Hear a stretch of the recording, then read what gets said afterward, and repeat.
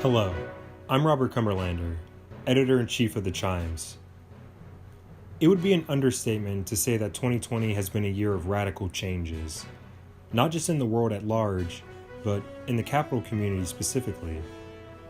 Within the past few months, Capitol has retired its long-standing mascot, Cappy the Crusader, eliminated 69 staff positions, and hired a new president to help manage the school's finances in the face of COVID-19. Today, we take a look at Capitol's Interim President Dave Kaufman. We know him as Capitol's president, but who is he really? I went to Ohio Wesleyan University, double majored in math and economics.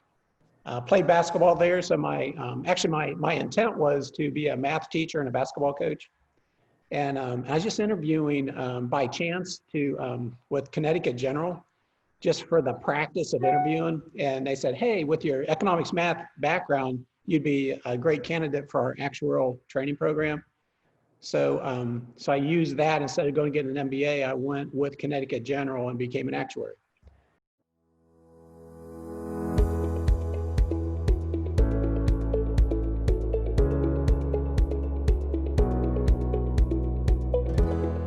That's a good question. You know, as a CEO, especially, and COVA has about $4.5 billion of assets, and there was like 16 companies. So it's a pretty big organization, pretty diverse.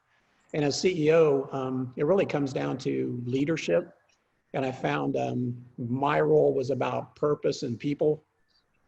The operations in that would come through the presidents of the companies and the COOs. So what I found with that is I have a leadership model all about building trust and achieving results. And I've shared that with the teams at Capitol, thinking that's what I really believe in, that you've got to have both of them. You got to have a foundation of trust across our entire university. And then you need that then to achieve the results we're after.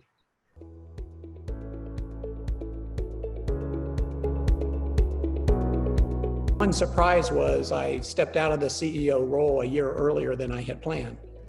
And then I knew that, and I'm Lutheran, and I was really familiar with Capitol. My chief legal officer at Motorist was a Capitol grad. Got a lot of friends at Capitol, knew some board members. So anyway, knowing that Capitol was searching for a president, originally I'm not from academia, and I wasn't sure my corporate background even made sense to or could serve a university. But then when it transitioned into looking for an interim president, and if you remember, right when that's happening in the first quarter, the pandemic is becoming a reality and some of the challenges with that. So when I started talking with the board and the search committee, it became, wow, I think my corporate experience and some of the expertise there might align really well with Capitol's challenges right now over the next 1 to 2 years.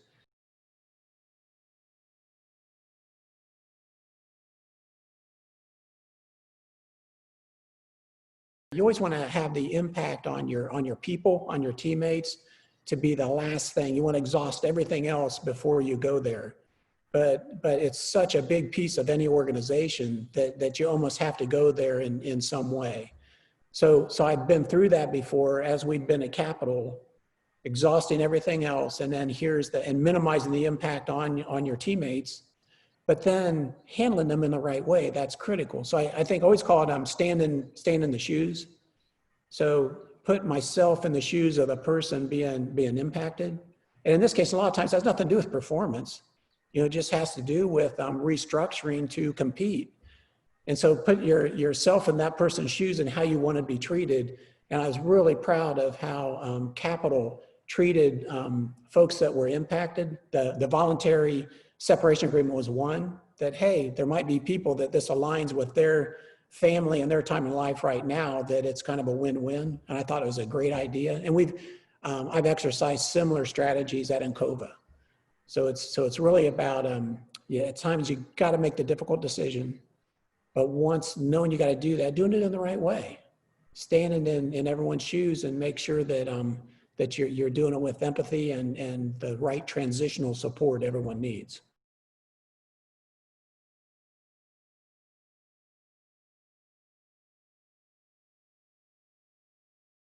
there's, when you speak out like that on a controversial, I guess, issue where there's so many different viewpoints, you're going to get the response. You're going to get some supporters, you're going to get some silence, and you're going to get some challenges. And I've gotten that from both of those communications. But I felt like, I believe that I've benefited from white privilege. And now that's been such a front and center in some of the discussion right now. And when I watch that Blake incident and just, again, where I'm thinking, with all the press and all the situations that have been discussed and dialogued over the last 3 or 4 months, how can that happen? And that just, so I just felt like that was in my heart. I'd seen it. I thought, you know what, as in this role as a university president, I think I have to speak and share my perspective. And I know people are, some will support it, some will disagree with it. That's just part of leadership. But I think being transparent and sharing, here's my honest, genuine beliefs. I have a lot of Black friends, and I've watched some of the challenges or situations they've been put in that I have not. And I think the Black Lives Matter, really looking at, you get to, you hear all lives matter, and it's not like, we're valuing, one life over another, but the fact is that the Black lives are the ones at risk right now. And I think that's where our focus on bringing the justice and the equity should be focused right there, not at the exclusion of other people, but I think that's really where the focus should be right now.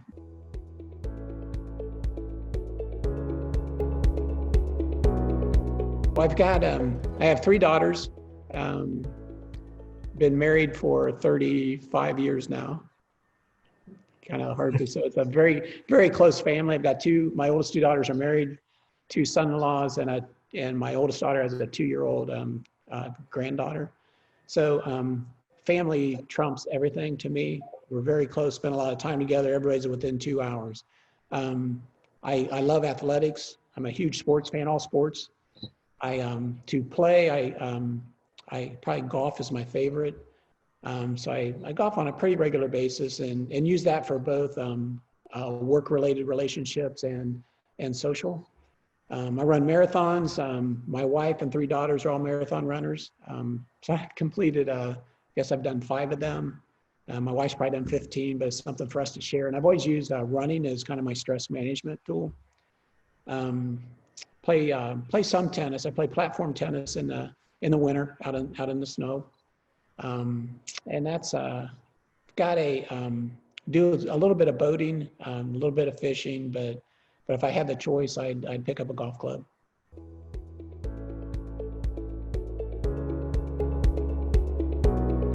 I think the toughest part of COVID is behind us. We have, I think our costs are aligned, our structure's set.